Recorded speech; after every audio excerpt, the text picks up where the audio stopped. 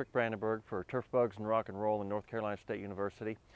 Middle of April, beautiful spring day that it seems like we've been having beautiful spring days for 3 months now with the way the absence of winter and the early spring.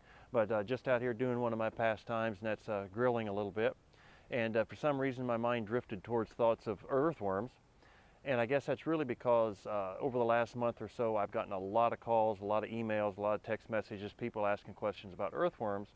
And several of those have focused on using other compounds or materials that someone told them about, or they were just busy doing a Google search, and they read about where people have used a variety of compounds. One of these compounds that I've been asked several times about is a compound called potassium permanganate. This is a product that's been used for decades and decades. You can find literature on it in the 30s and 40s against earthworms. And you know, the rates that I found on it varies anywhere from a quarter of an ounce per 30 square feet to a half an ounce mixed in water over a square yard. And it is a very effective tool to bring earthworms out of the soil.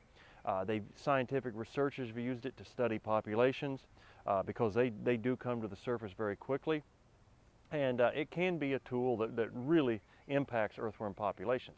But as with any of these products that you hear about, read about, see somebody talking about or somebody's used, I always encourage you to proceed with caution. First, make sure it's not illegal, make sure you're not going to kill a bunch of fish or birds or whatever, and find out what you can. It's my understanding potassium permanganate has been used in many areas for earthworms. It's not phytotoxic to turf. It doesn't change the soil pH or anything. It doesn't have any negative effects that I've been able to determine on the turf. But there are other things, characteristics about it, such as it's called what in science we call a strong oxidizing agent.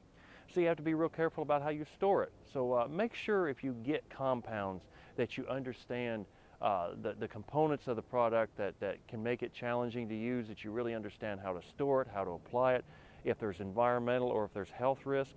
Understand all these things and use them with discretion, use them on a very small area. You know, I'm not going to make the recommendation to use potassium permanganate. What I'm going to tell you is that I know some people are using it. I know you can find information on the internet. And if you use it, you'll probably have good results with it, but make sure you do proceed with caution. You understand everything you can about these products, and you do things the right way. Hope that helps a little bit. Hope you, with this, as you do with all things, you use your brain and make sure you're doing things right. And if you do, you'll be in good shape. Good luck, and we'll talk to you again soon. Bye.